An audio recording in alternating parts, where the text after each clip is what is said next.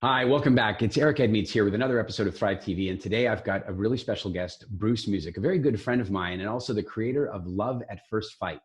Bruce is a phenomenal presenter, a great trainer, but also a very good man. And I think that's always a good sign when we're going to be talking about relationships. As I mentioned the other day when we interviewed John Gray, I find that today the topic of relationships is more interesting than it's ever been before because we have people facing extremes that they've never really had to deal with. Some people are locked up together and some people are locked up apart. And some people are having to cope with having their parents in their house. Some people are coping with having children in their house. And there are polarity problems because as we've seen during this crisis, there are some people that operate at the hysteria end of the spectrum. And then there are other people that operate at the denial end of the spectrum. And what we're hearing from a lot of couples out there is that they find that the husband and wife are often at different places on that spectrum. In other words, one of them thinks it's okay for the kids to go out and play with other kids in the park, and the other one doesn't. So there's a variety of interesting tensions that are circulating in a relationship at the moment. And so I wanted to bring yet another expert that can come and talk to us about how to diffuse tension, how to create magic, and how to create more closeness at a time when there is a little bit of pressure. Bruce, it's a real privilege and honor to have you here with me today. Thanks, Eric. It's always a blast being with you. And to introduce me as a good man is probably the highest praise you could have given me. So I'm secretly flattered over here. It's not a secret anymore. Everybody knows. So, Bruce, let's jump in with. There's a couple of different areas that I want to go to here, but what I'm aware of is that most relationships have little cracks or potential cracks in them all the time, and that's been my experience. That it's very rare that I've only ever seen one. There's only one marriage I've ever seen where I felt like there's never been a crack, and one in my entire life. Mm-hmm. And the rest of them, it seems to me that there are little cracks or potential cracks, and that what happens often is that something will come along that will expose those cracks. And for example, children. A lot of times people think, oh, we'll have kids and it'll just be amazing. And then kids are like one of the most wonderful ways to expose every crack and potential crack. But it strikes me that right now, with increased anxiety that some people are experiencing and fear and restriction and genuine, financial worry and a variety of different things, a lot of people's cracks and potential cracks are about to be exposed. Talk to me about how you feel about that. What have you been observing and what can we learn from it and how can we protect ourselves? Okay, perfect. Well, I think you're right. Quarantine is going to be just like having children. It forces the cracks to come out. And just like having children and just like quarantine, the thing that having children and being in quarantine have in common is that they both involve extended amounts of time together and reduce the amount of time you get to spend apart. And I think in all of life, but particularly in romantic relationships, we've got to balance two opposing poles.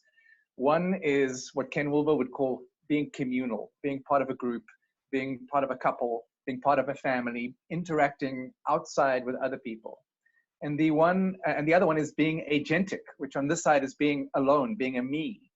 And when you've got two me's that come together in a we and then breed, and now you've got four of you in a family together in quarantine, you have no time to be a me alone because you can't leave and go outside. And unless you've got a big house where you can lock yourself away and hide for a little bit and get your me time, all of this time together forces you into a space of, oh my God, I'm overwhelmed. I'm desperate to get out. I've got no alone time. And all this we time then has the cracks come out because you start to go into a state of stress, a state of anxiety. Your fight or flight mechanism gets activated subtly in the background. And then a little innocent conversation about, who's going to put the kids to bed turns into a blowout fight with, one of you sleeping on the couch and the other one in the bedroom. So that's what I see. It's a balance of the we and the me that gets totally messed up during quarantine. Yeah. And I think that, one of the things that happens with that is that there are areas where maybe before people were tolerating, and I'm not a big fan. People talk about toleration being a virtue, and I'm not of the opinion that it's virtue at all. And now what I think we're going to identify is like, oh, I didn't think I was tolerating very much, but actually I may have been. We had John Gray on the show the other day, and he pointed out something really interesting, and that was that very often with his wife, if he was out in the world working, She really respected that he was working, that he was out there slaying dragons. But when he was working from home, she felt ignored. And isn't that fascinating? And I know that I've had that same pattern in my house. And so I think we have to watch for those little quirky things that maybe don't really have any meaning, but watch for the meaning that we create on them. Let me ask you this. Let's say it's exactly the thing you've talked about. There's some tension that's been building up in the day. And of course, maybe the parents are trying to do the best they can to put on good faces for their children. And now something like that happens. There's a conversation about who's going to put the kids to bed, just something like very normal and mundane, but not so mundane in the current environment. And then it starts turning into like a little heated. Talk to me about diffusing that, and I want to hear it from both sides, because I feel as a man, there are certain things that I've been able to do in my life that have been able to diffuse those arguments. But then I've tried that same strategy another time, and it's just been like oil on the fire. So I want to hear from both sides. What do you think men can be doing to diffuse, and what do you think women might be able to do to diffuse? Okay, I'm not going to answer the question the way you want me to, because I am quite an advocate of staying far away from gender differences when it comes into relationships. Of course, gender differences come into certain areas of relationships, like sexual attraction, definitely. But in my experience, gender differences don't come into the heart. We all have hearts, we're all human, and we all relate, whether we're male, female, straight, gay, whatever the case may be. And I think when those arguments start to escalate, the first thing that I would do is I would attempt to soothe my partner. Now, this is quite a controversial idea. And, in our culture, Eric, we've been, or certainly I was brought up with the idea that independence is the pinnacle of accomplishment or growth as a human being. Once you don't need anybody anymore, you've arrived. But in relationships, you're never independent. The very nature of a relationship is that the two of you are dependent on each other. And the minute you enter into a romantic relationship, a certain set of relational needs come online that never come online when you're single. So, like, for example, the need for touch, the need for sex, the need for comfort, the need for reassurance. And where I think our culture doesn't support this is this idea that A, we're all needy, and that's okay, because we all have needs. And B, it's our job to ensure that our partner's relational needs get met. Now, let me unpack this a little bit. Because our relational needs cannot be met by ourselves, they can only be met by our partner. We are incapable of meeting our own relational needs. So that, like, I can give myself a hug when I feel bad, but it doesn't really make a difference. When my wife comes and gives me a hug, I just feel my whole body relaxing. I'm like, oh, I feel so. In fact, it happened this morning. I woke up a little anxious, and she rolled over in bed and she just cuddled me from behind. And suddenly I felt my whole body just being soothed. So first step, when you get into those little argument places, soothe your partner. And the fastest way to soothe your partner's nervous system is through touch. So squeeze their hand, pull them in close, give them a hug, give them a kiss, stroke their hair. And you should be doing this all day long in little ways, touching each other. Because what touch does, it signals to the nervous system that you're safe, we're safe, together we're safe. And when we don't feel safe is exactly the moment when our amygdala comes online to protect us from the lack of safety. And that's when arguments will spark and erupt. So if my wife and I are getting into it and we're starting to like snap at each other, I'll just stop. I'll say, hey, honey, why don't we not go here? And we know where this is going to go. I intentionally use we language, like words like us, together, and we. How about we talk about this together? Because otherwise the two of us are just going to end up hurting each other. And I'll go and I'll squeeze her hand. I'll use soft eyes. Like I won't stare. When we're angry, we stare. I'll lower my voice and I'll start speaking a little bit slower in Eric's FM radio voice. And I'll give her a hug.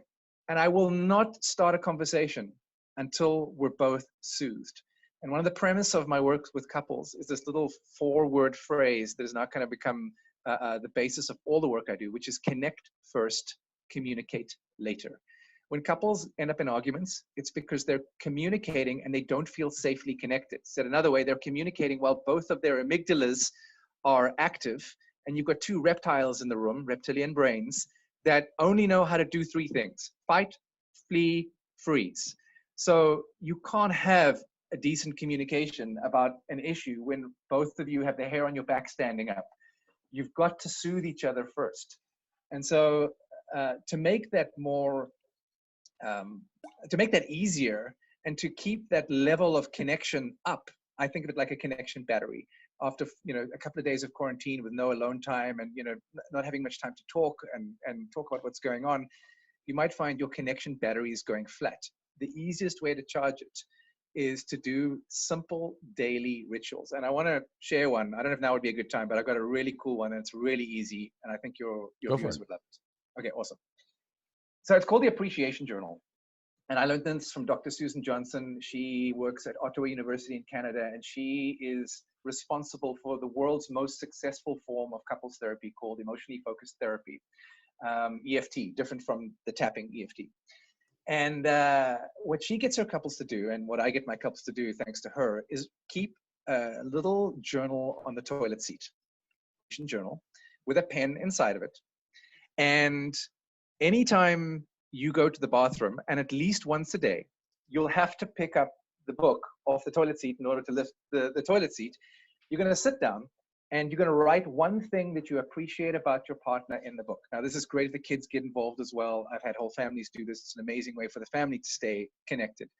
And so what's going to happen is the next time your partner goes to the bathroom, they're going to have to pick up the book to go to the bathroom, and they're going to open it, and they're going to read what you've written, and they're going to smile. Their heart's going to melt. They're going to feel your love and appreciate it, because appreciation is a fundamental human need. And they're going to be inspired to write something nice about you. And then before long, especially if you've got 4 of you in the house, like 2 kids and a husband and a wife, you're going to have pages and pages, 30, 40 pages of beautiful things written about you. And next time you go to the bathroom, you're going to have to page through all 40 pages to get to a blank page where you can continue writing today's appreciation for your partner. And that process of paging through those pages will remind you that even if I'm feeling disconnected now, even if I feel like, we're not getting along, we love each other, because we've got 40 pages of history proving that we love each other, and our kids love us, and we love our kids. And you know what? Yeah, I can just let this one go. And it's a simple, beautiful little exercise that can actually also be applied if you're locked up alone in quarantine. If you're in a long distance relationship, you're not with your partner. Here's what I recommend you do. Whatever app you use to text with, whether it's a text message app or a WhatsApp or whatever, create a group specifically for appreciations. Okay, don't write any chat in that group. Put your partner and you in the group. If you don't know how to do that, ask anybody under the age of 16. They'll do it for you in 2 seconds. And just leave once a day. Leave a beautiful appreciation message in there for your partner. And I'll give you a little trick to even make this more powerful. What most people do is they appreciate their partner for something their partner did. Like, honey, thank you for putting the kids to bed tonight. And that's nice, but it's not appreciating your partner. It's appreciating the action your partner took rather than who your partner was being when they took the action.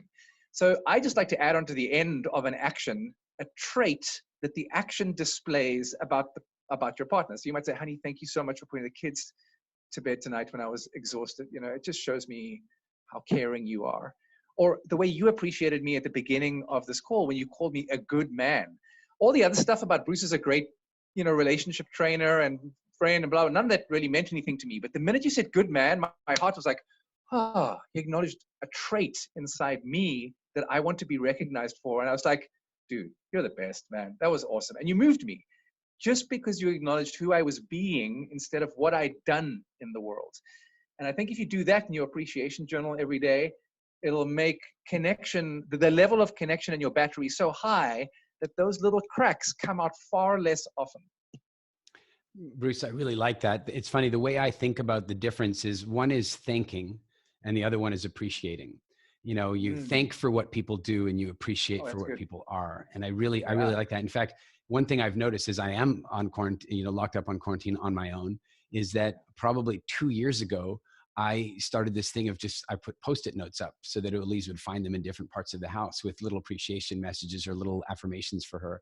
And, they've been up for they've probably been up for 2 years now. And, they've been up for so long, I kind of haven't noticed them anymore, except now I'm in the house alone. And, I put one of them, there's the bathroom, the ensuite bathroom in our bedroom.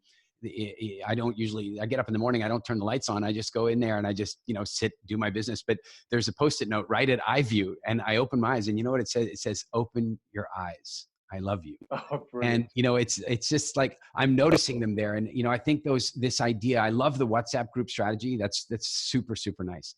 Let's continue on that theme. Let's go this direction. One thing that I've noticed is that, there's this concept of absence makes the heart grow fonder. And then also there's this concept of that familiarity can lead to contempt. You get to a place where like you've had so much of somebody that it's like the appreciation levels can fall down. So let's talk about what are some, like that strategy you shared, what are some of the things that couples can do, bearing in mind that they might be locked up in a small place. In some countries, they're not even allowed to leave their house. Like I just heard that in Estonia and in Spain and in Italy, they're telling people that the only reason they can leave their house is for emergency services like food and that kind of urgent services, or if they have a pet. So if they have a pet, they're allowed to walk the pet, but they can't walk themselves. And the consequence of this, by the way, is that there are dogs all over those countries going, please don't take me for another walk, because people are like lending their dogs out to their friends so they can go for walks. My God. It's just insane. So, we're in a new world. So here we are, people could be locked up. They might not be able to leave the house. They might have kids around. They need, what are some ideas you have for how could they stimulate some fun, connection, create some spark? Okay, perfect. So I think the first thing that you have to do to stimulate fun and connection and create spark is become what's the word? I've gone blank. You want to support your partner having me time. That's probably the most important thing you could do, is encourage your partner to take time alone by looking after the kids. This is assuming you're living together in a family, or if it's just the two of you alone, giving them time where you leave them alone, where you're separate. Remember, spark comes from being separate. It's one of the things when we miss each other, we want to reunite again. When we spend too much time together, that's when the contempt comes in.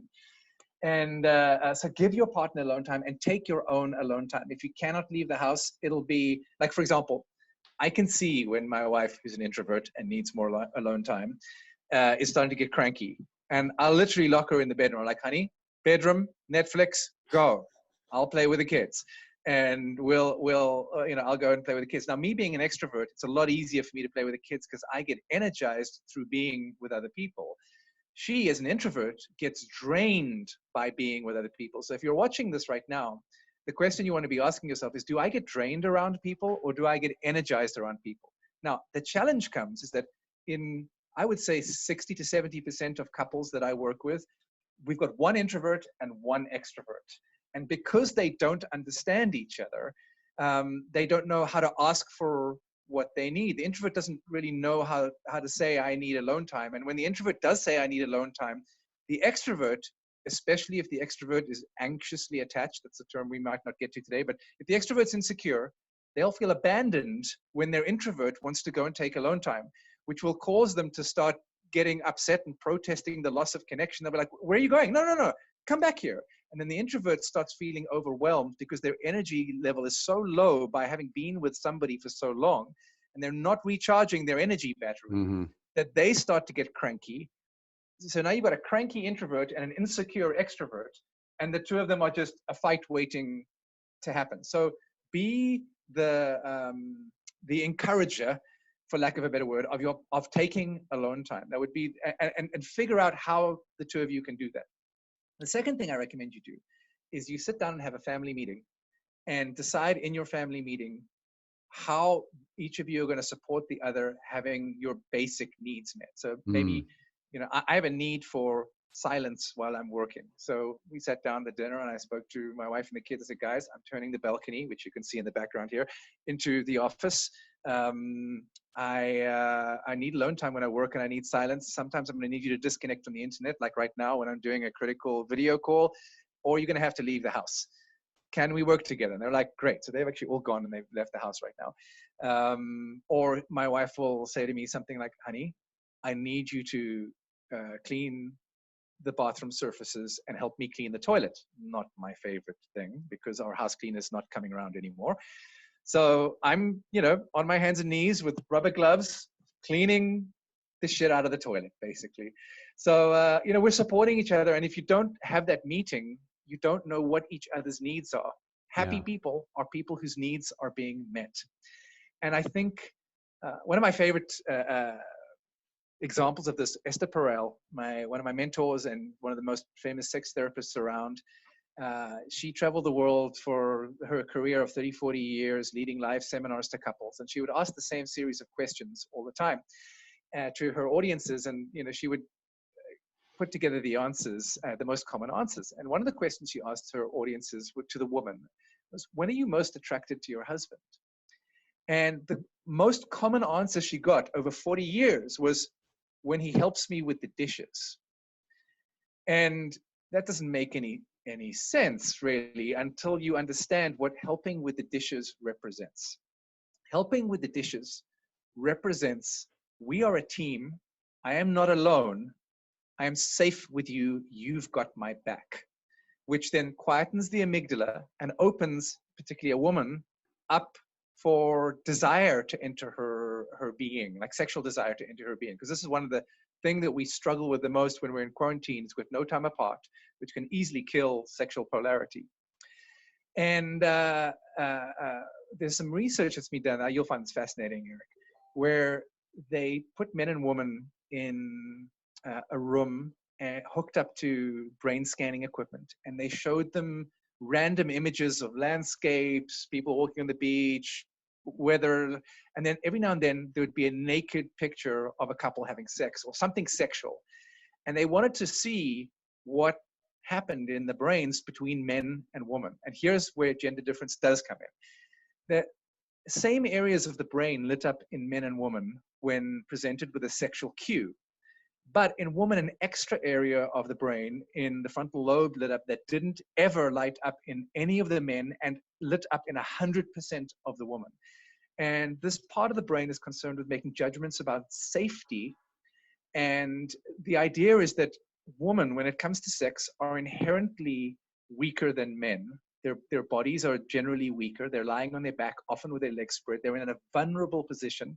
If they get pregnant, it's going to potentially kill them in childbirth if you're, a caveman or a bushman. And, if the man abandons them and they give birth to a child, the child will cry, which will call the animals to eat them, and they will die. So having a baby is a massive evolutionary risk to a woman if there isn't a man around to protect her while she nurses the baby. So women have this part of the brain that basically says, do not have sex with any man that isn't safe. And safe doesn't mean, in our day and age, a man that doesn't beat you. It means a man that is there for you and has your back. That's what safety represents. So by washing the dishes and helping out with the chores and meeting your partner's needs, you're effectively silencing this part of the brain that's concerned with safety in your female partner, if you're a man, and opening her up to the possibility of desire. Whereas if that part of the brain is active, saying, sorry, door's closed on desire, you can, fondle any part of her erogenous zones and nothing's going to happen, because that part of her brain is shutting down sexual desire. So I think a way to keep passion alive is to just demonstrate, as a man particularly, that we're on the same team. I've got your back. I'm going to help you get your needs met, particularly your need for time alone. I like it. And I really like the reference to the sense of safety. It's the concept of the family meeting. I think what's crazy these days is that if we were locked up in a house with a stranger, we would be more communicative about our needs and the way we wanted to live than when we are locked up with a spouse, because our spouse should know. I remember hearing years ago this kind of flippant idea that if you want a man to take out the garbage, then rather than say, would you mind taking out the garbage, where he'd be like, yeah, I totally mind doing that. The best thing is to say, well, please take out the garbage, and then praise him for doing it. Because men are basically just boys in long trousers. And I remember saying this once to an audience, and one of the women goes, well, why should I have to praise him for that? I do all kinds of stuff that I don't require praise for. And I suddenly, thought to myself, wow, if we're going to base the validity of other people's needs based on our needs, we're not going to get anywhere. That you don't need that praise is not relevant to him maybe needing that praise. Yeah. And so I love the idea of this family meeting where you basically sit down and go, let's pretend we're all roommates that are thrust together for the first time. And let's talk about, what do I really need right now? Do you need support, like with the kids? Do you guys need support with your homework? Do you need quiet in the house when that's going on? You know, like really pull that stuff out, because otherwise, honestly, I think trying to satisfy our partners and our children's needs is almost like some kind of like puzzle. It's like a treasure map. If we don't even know what they are, how can we satisfy them? I really, really like the idea of opening that dialogue up consciously. Can I offer one more idea on Please. this similar line? Okay, thank you. I know you've got a set of questions. I didn't want to hijack your whole thing. But this is, I think, so important, and it's little known. So on the topic of needs, there was a famous psychologist called Karen Horney who discovered that we have three primary, what I call survival needs. There's actually strategies that each human being uses in order to survive. And the reason why I like talking about this with you is that yours is so obvious to me. In fact, just the fact we're doing this interview is part of your survival strategy. And so I'll get into that in a second. So the three strategies are what are known as self-preservation, social, and one-on-one. And why this is important is because you and your partner probably have different survival strategies. So do your children. And if you don't understand your partner's survival strategy, they're going to appear to be crazy to you, and you're going to end up in a lot of conflict. So for example, the self-preservation person, this person's basic motto in life is me, myself, I, against the world, who needs to protect my family. Nobody else is going to look after us, it's me. These are the preppers, and they stay alive by being prepared. They're essentially looking after their physical being. So these are the people who, way before coronavirus was ever on the scene, already had 10 boxes of toilet rolls downstairs, 100 tins of food, perhaps even guns and ammunition, a rainy day bank account with $50,000 in it just for this moment. They were already long since prepared. Now, what often happens is in a couple relationship, a partner with a different survival style might look at them and go, why are you panicking? Like, we don't need all this stuff. What is all this stuff doing in the basement? Well, right now, you're very happy that all that stuff is sitting in the basement. And you might want to go and thank them and say, hey, I appreciate you for your previously nut bar, prepared. Your previously nut bar behavior turns out to be great. Yeah, now makes sense to me. But this is how self-preservation strategy people survive. They get prepared to look after their physical body, and also things like bank accounts. So if you can't work, you've got a year's buffer where you don't have to work. These people are sitting pretty right now going, coronavirus. I was prepared for this. We're good. We're going to have a good time and watch Netflix for the next 6 months. It's going to be great. Then you've got the social survival style. And this person's strategy is, if I'm going to stay alive, I need to be popular and well-liked and valued by a lot of influential people, because these influential people will have resources that can help me in times of need. This is Eric Edmeades. Eric's one of the most popular people I know in social media. You are connected with a bunch of really important people, which is why we're having this interview, because you're putting this interview series to interview all your friends who know stuff and who have resources. And maybe you even want to just tell the story right now of where Elise has been living from the cruise ship, because you had a connection that you could just call up when she was stuck. I don't know if that's appropriate, but if you want to, I think it's a great example. Yeah, I mean, it's an interesting observation. In my case, what happened is that Elise and Candy, who's a family friend of ours who lives with us, and Zoe were all on a cruise ship, and obviously things heated up so quickly that week that when they went on the cruise ship, it seemed like an okay idea. By the time the midpoint reached, it wasn't. And when they docked in at Miami, I really had to make a quick judgment call on whether I should try to fly them here or not. And I suddenly recognized that if at any point in time we had immigration issues, any of us, we're all on different passports. So, for example, Elise might not have been able to get into Canada with me and Zoe, and Candy might not have been able to, or we couldn't go to we might end up getting broken up as a family. And I made the decision that Elise and Zoe and Candy being together and safe was the best thing. And for me to be here, because I couldn't come to the US at that point. So anyway, so I exactly what you said. I didn't want them stuck in some Airbnb in some weird neighborhood. And immediately I went through my thought process of who do I know has this stuff handled? And I immediately called a very good friend of mine, Phil Town, He has a 400-acre ranch built for survival. He's very much in that first camp. Definitely there's ammunition on the property. Called him. He said, yep, I can look after them for a while you figure things out. I then lined up another set of friends of ours in Florida that have kids at home and have a huge property and lots of safety. And so I then moved them to there. You're absolutely right that my first port of call was to go to, hey, who are the people that I've built social credit up with over the years that we can get through this together with? And this is a very effective survival strategy. It really works. Now, what happens to the social survival style person is their partner often feels jealous that they're spending so much time connecting with other people. And they'll make them wrong and criticize them and go, hey, spend more time with me. Like, your friends always come before me. No, right now, if you've got a social survival partner, they are going to have links to a bunch of resources that, should the shit hit the fan, you'll be very, very grateful for. And maybe, if you have a partner who uses the social survival style like Eric does, you might want to go and thank them and say, wow, I now see what you've been doing. You've actually been looking out for us by connecting with all these people who have resources that could help us. Thank you. It'll just make such a difference. Then the final survival style, the third one, is what they call one-on-one. And the one-on-one survival style, this is me, puts all their eggs in one basket. So their idea is, I'm going to find one other person to have my back, and I'll have theirs and they'll have mine, and we'll look out for each other.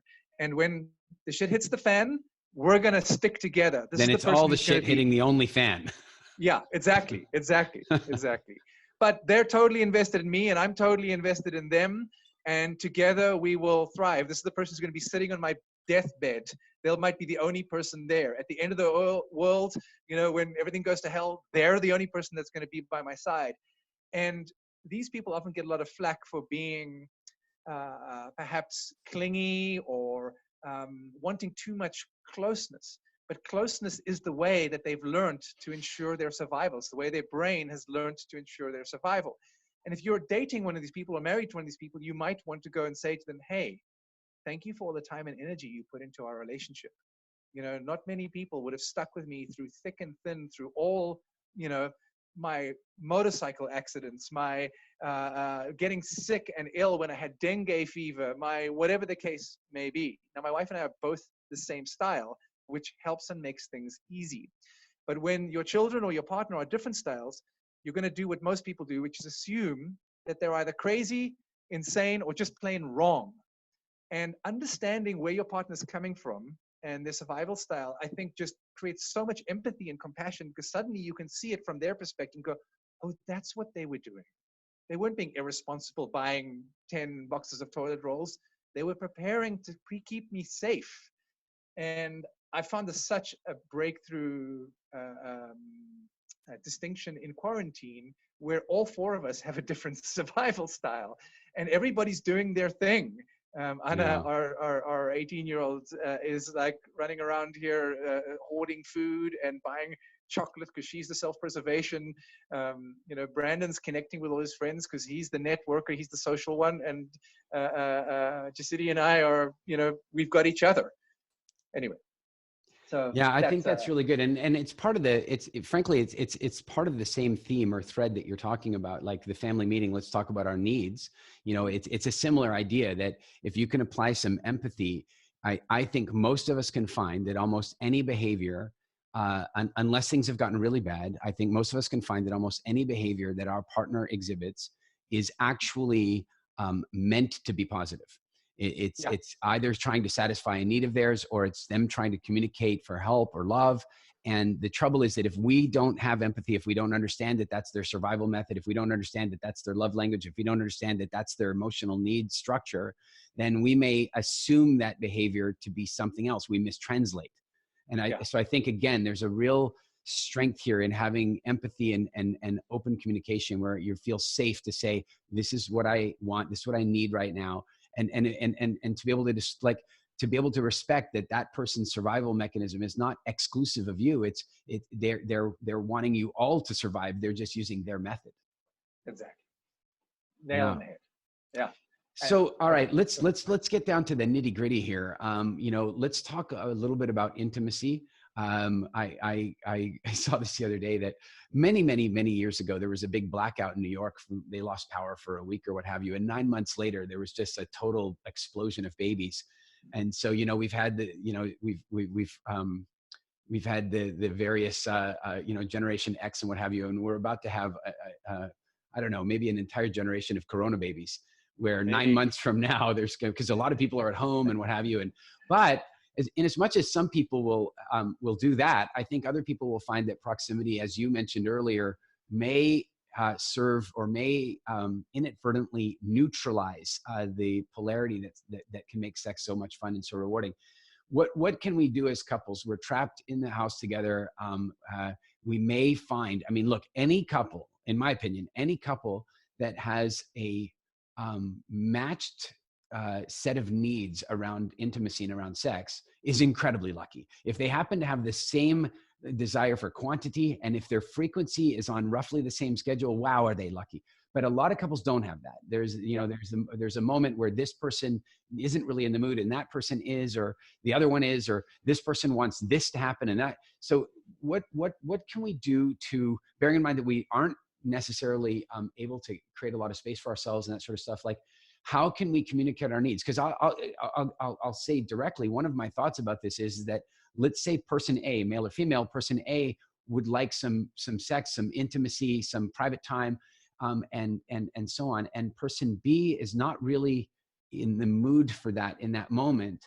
I am not a fan of person B going, well, you know, like, look, person A asks you to clean the toilet and you don't really want to clean the toilet. I feel like you should go clean the toilet maybe. Mm-hmm. But if person A says, I really want you to have sex with me, and you don't really want to have sex with me, that's a different thing. And I don't think somebody should be doing that out of a sense of obligation. My question is, how can people communicate that and create the magic and intimacy, which, by the way, can be so soothing and stress reducing and healthy at the moment? How can we create that spark if we find it challenging?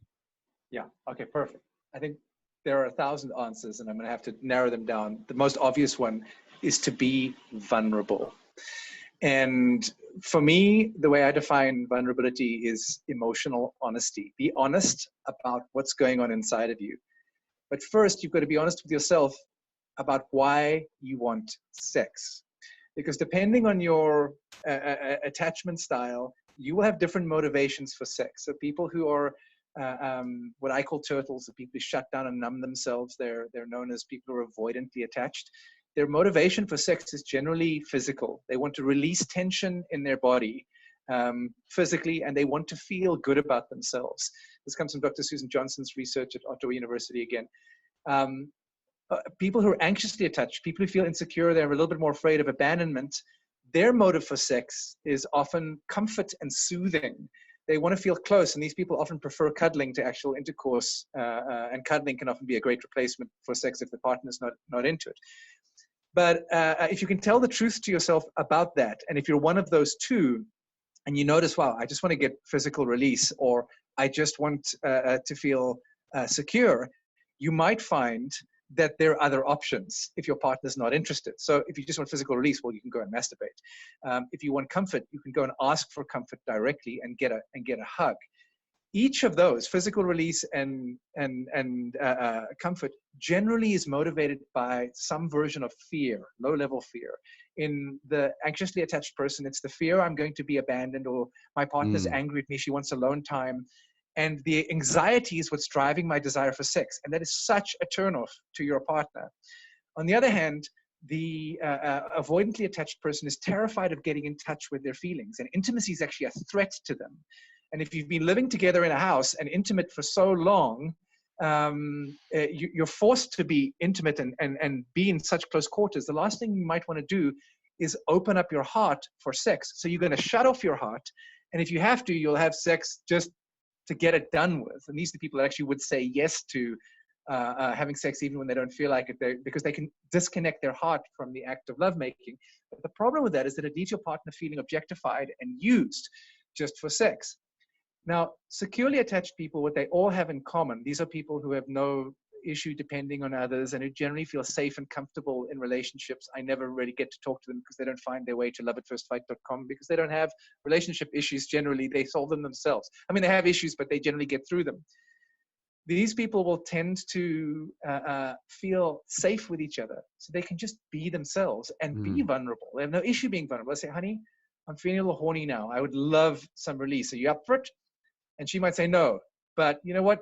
Try me again in a couple of hours. I need to have a nap first. And they can talk and communicate openly and vulnerably about it without it being an issue. Where insecurely attached people struggle, like this what I call the hailstorm on the turtle, the anxious and the avoidant, is they're not being honest about what their true motives are. And when you approach desire and sex from a place of, I already feel safe, you don't have to pretend that you're somebody else to protect yourself. The amygdala is not running, silently in the background. And you can open up and play, and then sex becomes erotic. Now, how do you create that space? Well, my favorite go-to person for this is Esther Perel. And if you go watch her TED Talk, which I recommend everybody does, her first TED Talk on desire, she talks about how there are 3 primary ways to create polarity, what you and I would call polarity. And the first is time apart, which you're not going to get in quarantine. Or if you're quarantined separately, you're going to get too much of. So you need to ensure that you give each other time apart, which is why I was saying a moment ago, become the protector of your partner's alone time. Really encourage them to take alone time apart, care for the kids so that they can recharge and you two can be apart. The second one is novelty. When we experience doing novel things, we feel attraction.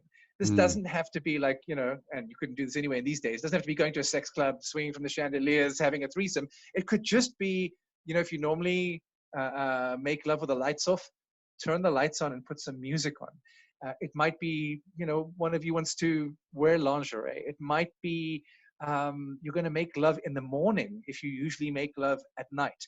And I've got a great book recommendation for anybody who wants to do this. You can order it off Amazon, 101 Nights of Great Sex. That's the name of the book, 101 Nights of Great Sex. And this book actually comes with each page kind of glued together. So as you open the book, you can't read anything. And the idea is this: it is perforated. You rip out an experience. So you pull out the page, and each 2 pages glued together, when you open them up, contains a simple novel experience that you can give to your partner that usually doesn't require spending money or doing anything fancy. And you could take turns ripping out a page and surprising your partner with a novel experience to create novelty. It's super fun, great book, and it'll become one of your faves because you get to rip out the pages, that whole visceral thing to it. And then the third aspect that Esther Perel talks about is when we don't see our partner as being needy and dependent, but instead when we perceive them as being confident. And I think the easiest way to project confidence in your relationship is to project autonomy, to do things without being told to do them, to do things without asking if it's okay, and to do things that only you know how to do. Now, I know one of the things you're doing that might create a lot of autonomy in your marriage, Eric, is you're learning guitar, okay? For me, guitar is always a great way to get sex. Not because, I sing her a serenade, but when I'm performing on stage, okay, I can't do this at home, but I can sit in the corner and play guitar and practice. I'm doing something that my wife has no idea how to do, make music. And even if it's music she doesn't necessarily enjoy, I'm doing my thing. I'm totally confident, projecting, I don't need you. I've got this thing that I do by myself. With my baby, I make love to, this is my baby. I actually had this thing custom built for me. It's got my name on the headstock there. And I'm very in love with this. This is my other lover. And she sees that as attractive. When she's cooking in the kitchen, baking at your events, so my wife sometimes cooks for Eric's live retreats, I go into the kitchen and I look at her with her apron on, her grin on her face, doing something I have no idea how to do, and I suddenly find her very sexy. So the thing I get my couples to do is I get them to think about, what hobbies have you given up since you've got into a relationship? It's a big what thing. What did you used to do when you first met? Start doing those things again. Learn a new skill, like you're learning guitar. Your partner will find it incredibly attractive. Do things without asking permission. Do things to help without asking permission. Be autonomous. And that sense of autonomy means we're no longer a we. We're 2 me's. And in a relationship, you balance we with 2 me's. But when you're we, sexual attraction doesn't spark. And it's not meant to. because this is your time to be close and in love. When you're a we, you separate to be, when you're two me's, you separate. And that's when the arc can spark between the two poles of your sexual magnet, so to speak. When we feel like a we often become one. And none of us want to have sex with ourselves. And when we feel like our partner is just an extension of us, we don't feel any desire. Yeah. So it's important to separate. That's Yeah, it's very interesting to me that what happens for so many people is that they meet and they fall in love with a person, and that person lives a certain way and does certain things. But then in order to spend more time together, they give up some of those things, and then they give up more of those things, and then somehow they're not quite the same person they were beforehand. Yeah. And I think that the degree to which we can I'll give you a really good example. One thing that Lee says is when we go to Africa together, when we go off on safari, she goes, wow, I see a different side of you from the early days. Like there's something that happens when we're in the bush and we're making the fire and, all that kind of stuff. And so I think it's a really good, Tim Ferriss did this great exercise that I kind of modeled for a New Year's exercise. And it kind of works like this. Take a look at the last year and figure out the happiest, most fulfilled times you had over that year. And then create a list of who was there and what were you doing and where were you? And you now have the ingredients for your most fulfilling, happy times. So next year, spend more time with those people doing those things in those places. And I think that's a similar thing here, is go back to your core happiness from before you were in the relationship and think about what you were doing, who was there, where were you? And you probably need to go back to some of those places from time to time in that autonomous way that you're talking about. Really, that's really insightful. And I really appreciate that.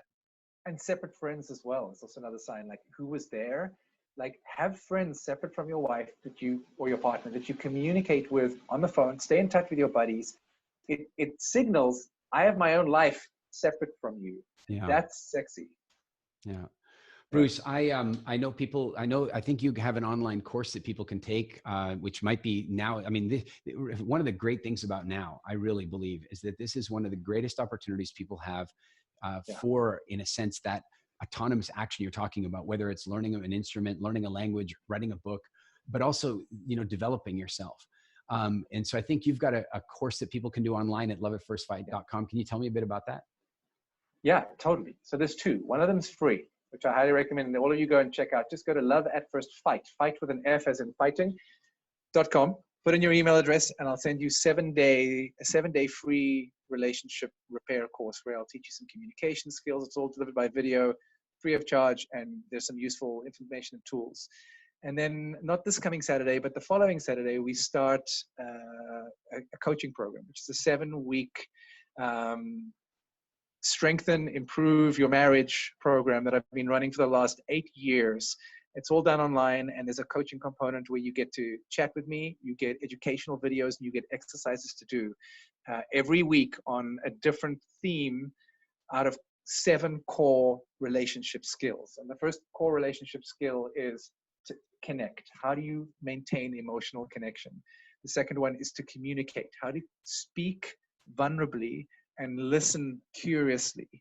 The third one is how do you create safety and co-regulate each other? This ability to be able to soothe each other, to calm the other person down. The fourth module and the fourth week is how do you resolve recurring conflict, the kind of conflict that comes back over and over. Every couple has at least one fight that they might have in some different shape or form that they just can't seem to get past.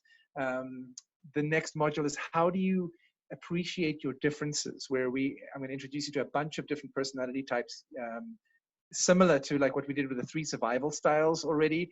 You're going to discover a whole lot of stuff you'll wish you had known years ago about yourself and about your partner that promotes empathy and compassion and understanding of each other, which reduces conflict. And then in the 6th module, or 6th week together, we look at closeness and cultivating a culture of closeness. And finally, in the 7th week, we look at sex and creating polarity, some of the stuff we've been talking about today. in sex, this is the perfect opportunity to do a marriage improvement course at home. A, because you're probably going to be experiencing a lot more conflict than usual because you're in such close quarters. And B, you've got the time at home to do this stuff together more than you would usually have. So loveatfirstfight.com, you just click on Get Help on the menu bar. And it's the first course. It's called the Love at First Fight Coaching Program. It's our online relationship repair program. Good deal. Bruce, thanks very, very much. This is probably, it's really interesting. I've been working, I have a team that's supporting me with the show, and I have somebody doing research for me, and I'll finish an episode, and then she'll go, that one has to be next right now. And I'm like, well, yeah, but we have like 10 of them in the pipe. They're coming out on a schedule. No, but that one is urgent right now. And, it's really tough to know. I mean, I felt like immune system stuff, that's the most important. And then it was like, no, we got to people have to figure out what to do with money at this point in time. But I got to tell you, working on your relationship, if you're trapped up in the house together, is maybe at least as important as all of those things together. Exactly. Because if you don't have that right, you're talking about stress, that's going to suppress the immune system.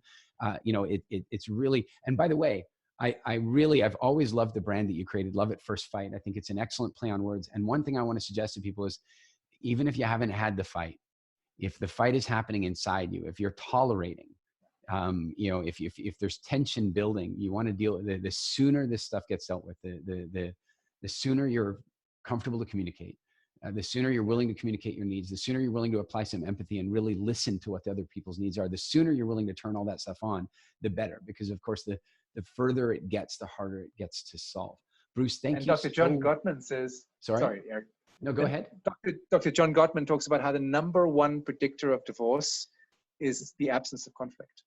The number one predictor of divorce, because couples never resolve their issues.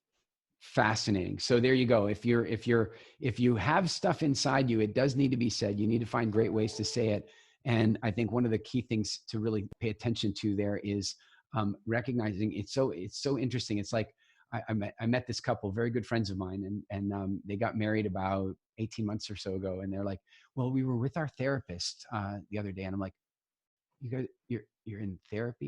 You have a marriage counselor? You've been married for 18 months? You guys have any problems? No, because we have a counselor. So I really like that take. So awesome. I think it's a good idea to be preemptive.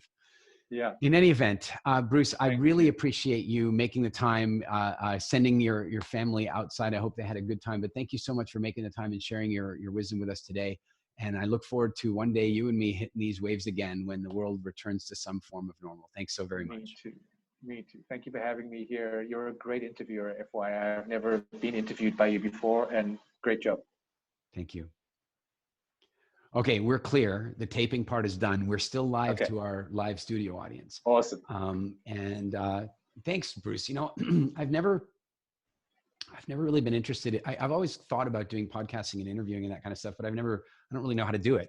And I've just been thrust into the deep end of it. And I'm really quite enjoying it, because if I think about it, and one of the things I've said in a few of I would have said it with you as well, but I feel like I'm saying it in every single one. It's going to sound like repetitive, but in the, I don't mind saying it now, in the more green room environment, is really the truth is, Bruce, you and I have sat on this beach and we've had conversations that I believe people could have benefited from had we only taped it.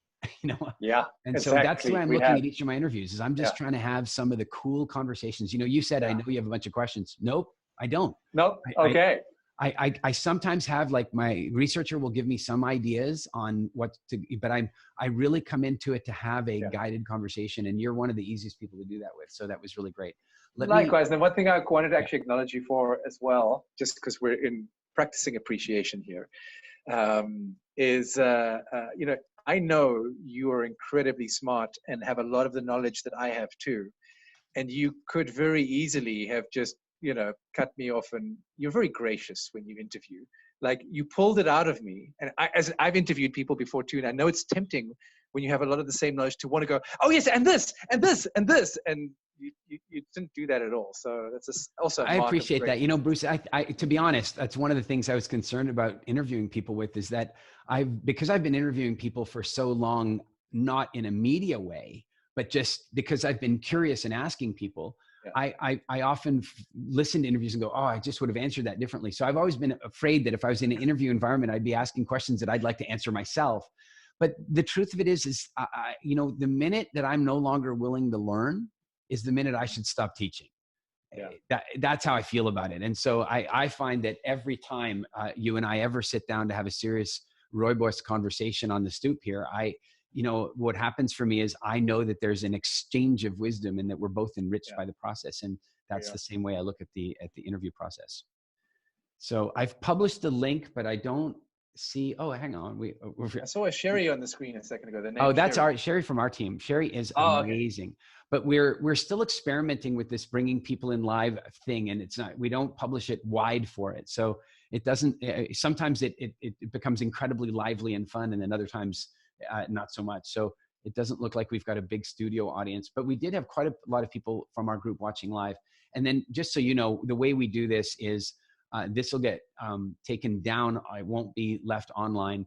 It'll then be brought in for editing. It'll have the bumpers added and stuff, and then it'll get published and promoted properly. So with this part really here wasn't so much about immediate exposure. It's more about getting out to the larger audience. I wonder if people can type questions into the chat and Facebook if they're not wanting to come on. They did, actually. I don't take those because I don't want, and I can look at that now, but I mean, I can, here we go. There's a lot of people just saying hi and stuff. Anya from Norway wrote in to say hello. And then who was somebody who knows you and I? Oh, Suze, that you know from Speaking Academy. She wrote a nice message to the two of us. And hang on, what did she say here? She says, actually, you know what? This is an interesting,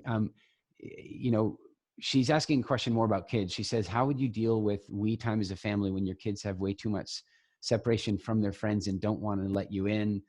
In other words, the kids are kind of struggling with the isolation and their parents just aren't good. They want their friends. How do you really cope with that? Give me your take on that. Cause you've got two teens in the house, and how do you cope with that?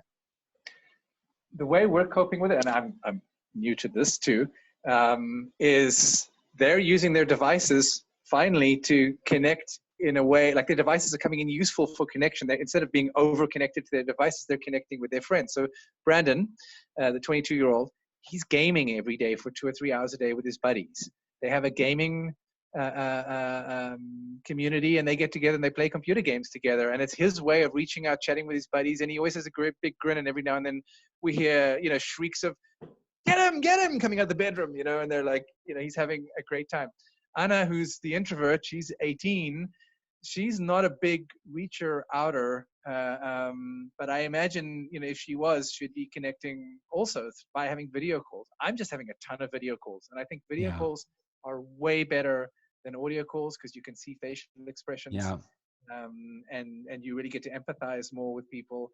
And as much as I prefer to be face to face right now, I think that's the best we've got to hang out with people. If you can find online communities to hang out with, because being in isolation is torture. I mean, this is why you go into solitary confinement if you're in prison and you've done something really bad to punish you, because being isolated from community is probably the most damaging thing, other than swallowing poison, that can happen for us. And I think if you've got young kids around the house and they're missing playing with their friends, and you just only have so much energy to play with them, it's also going to be just a function of them learning to then look out for themselves and play with themselves. It could be a good lesson. I don't really have the great answer there because I don't have young kids. What happens right now is we do the best that we can with the skills that we've got. Here's one that you probably feel a little bit more like qualified to deal with, and it's a question that I've put to it's a question I put to John Gray the other day, because it's a question I put to Dr. Shafali and Shelley Lefko, because they're all talking about parenting as well. One of the things that I'm really concerned about is that our kids in their formative years are they're making up rules that they will end up living by. Like when you talk about various like attachment theory, well, those attachment personality types are formed in childhood, and so the way we are around our kids right now is going to have everything to do with the rules they make up for life. What advice do you have about that? Let's make sure that I'll tell you my goal. My goal is that all children in their formative years, let's say from 4 to 14, my goal is that they have a memory of this time as being that super cool, fun adventure where we got to stay home from school, and we, and how can we make sure that they come out of this with good functional emotions and beliefs? Okay, I love that question. Thank you. Actually, one really big idea, and this also comes from Dr. Karen Horney's work, who I mentioned earlier, with those 3 different survival styles. So there are, what we need when we're developing, when our brains are developing, from our parents, is we need predictability. Okay, we need to be able to predict, or at least feel like we can predict what's happening next, which allows us to feel safe. When we don't feel like we're able to predict what's going to happen, our amygdala goes on red alert because there might be danger around the corner. So one of the easiest ways to create predictability is to insert habits into your daily routine, like routines into your daily life that the kids might not have as much anymore being at home, where they normally have the routine of wake up, shower, have breakfast with the family, go to school, get picked up, go play sport. All those routines have probably got out the window. We've got to insert routines. And my favorite routines are come from, what's his name? I'm going to forget the researcher's name, but anyway, it doesn't matter. Are coming and going routines. And coming and going routines are routines where we arrive at a place or we disappear from a place. So anybody who leaves the house for a time gets a hug goodbye. When they return home after they've washed their hands or had a shower, they get a hug hello. Normally in life, I'd encourage my couples to do this before leaving for work and coming back from work. They hug each other. Now, there's another time where we leave, and this is when we leave consciousness, when we fall asleep and we wake up. We leave and we go off into dreamland. Before you go off to dreamland, you have a hug goodbye. You say, give the kids a hug goodbye. You give your partner a cuddle goodbye.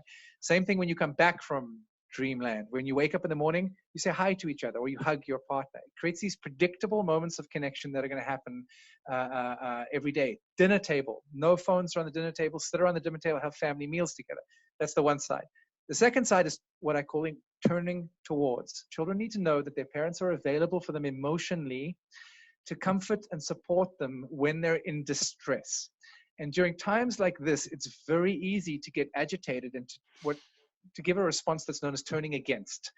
So there are 3 ways we can respond to our children's bids for connection. So our children will unconsciously bid for our attention. And it's not because they're needy and they need attention. What their amygdala is doing is unconsciously testing. Is mom there for me? Is dad there for me? Are they available? If I'm in trouble, will they be there for me? So they'll go, hey, mom, look at that out the window. And mom's like, just leave me alone. I'm busy. That's a turn against response. The kid is testing to see if mom will be warm and be available. The kid doesn't care about what's outside the window. The kid cares that mom turns to the kid and goes, oh, wow, look at that. Yeah, it's super cool. That's a turn towards response, which is the one that promotes the most healthy development in a child's brain. Turn against responses are scary because then mom becomes dangerous. But the worst response you can give to your child and your partner is a turn away from response. This is, I'm just going to ignore you and pretend you don't exist. I'm turning my back to you. I'm turning away from.